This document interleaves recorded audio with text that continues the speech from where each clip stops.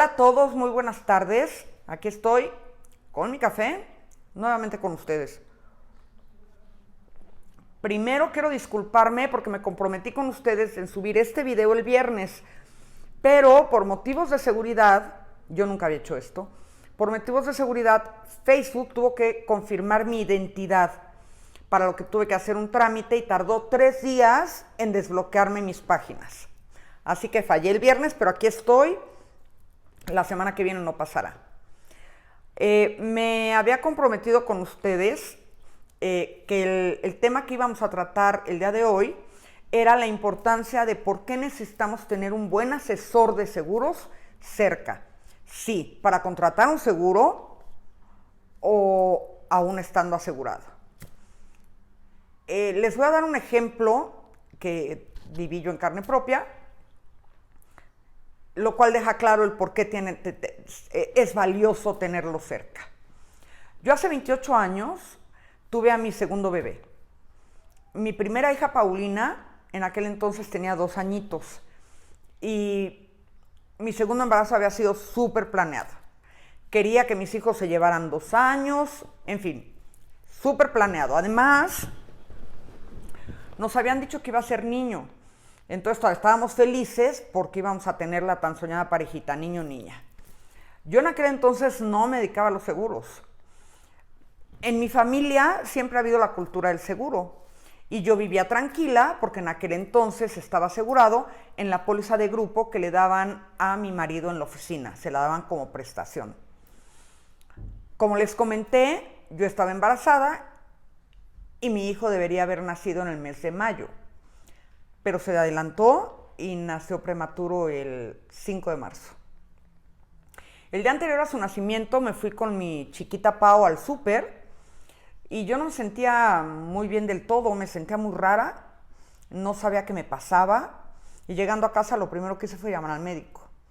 Me pidió que lo fuese a ver al día siguiente en la mañana al consultorio y así lo hice.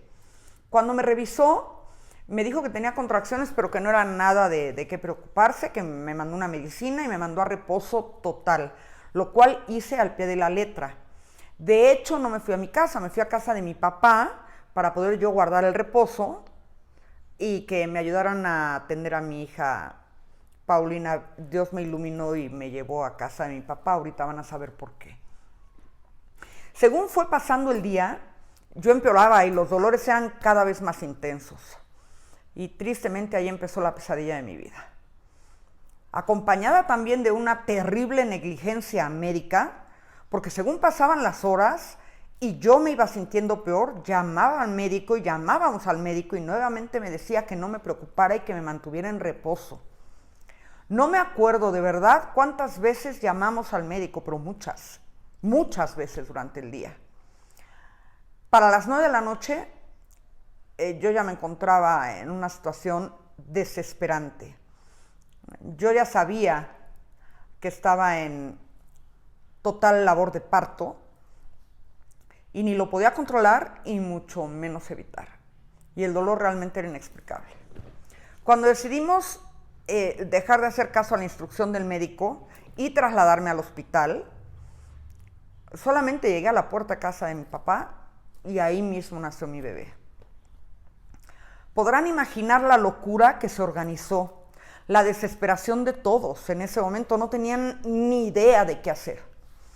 Uno llamaba a una ambulancia, porque yo los oía, otro me preguntaba si estaba yo bien, mis hermanas me brincaban encima, en fin, la reacción de estrés y de impotencia a mí me tenía terriblemente asustada.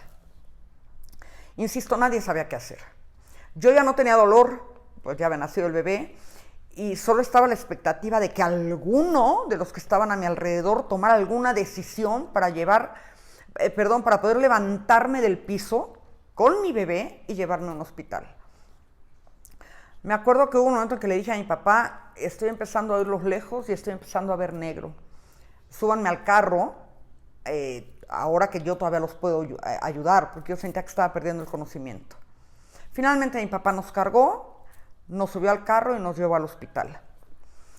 Nació mi bebé de 25 semanas de gestación, pesando nada más 800 gramos.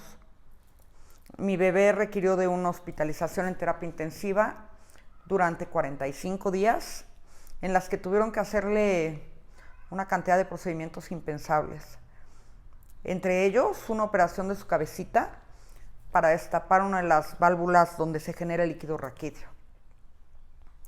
Algo que yo esperaba con tanta, pero con tanta ilusión, se convirtió en la peor pesadilla de mi vida, en el peor día de mi vida. Como les comenté, yo estaba asegurada y mi bebé también desde el momento de su nacimiento. La aseguradora cubrió en tiempo y forma todos los gastos generados por la hospitalización, solo los primeros 20 días del internamiento de mi hijo. Se van a preguntar por qué nada más los primeros 20 días. Se agotó la suma asegurada que tenían contratada en la póliza de grupo de la oficina. Así que ellos pagaron hasta que ya no había más cobertura. Yo estaba en un hospital de primer nivel y a partir de la fecha donde la aseguradora terminó la cobertura, cada 3 días, sin falta, aparecía una muy amable carta en la cuna de terapia intensiva de mi bebé con la invitación de que pagáramos a pagar a la caja. Tuvimos que empezar a firmar con nuestras tarjetas de crédito hasta que las topamos y el crédito se acabó. Empezamos a pedir dinero prestado, tarjetas de crédito prestadas, todo con la esperanza de que mi bebé recuperara la salud y yo me lo pudiera llevar a mi casa. Tristemente, el peor día de mi vida llegó. El 16 de abril mi hijo murió y no pudimos salvarle la vida. Mi marido y yo estuvimos más de 2 años pagando la deuda que habíamos adquirido. Esto que nosotros hicimos de endeudarnos con todo el mundo, lo haría cualquiera por un familiar. ¿Y qué les digo yo? Por un hijo. Lo único que piensas en ese momento es en su recuperación, en salvarle la vida a costa de lo que sea.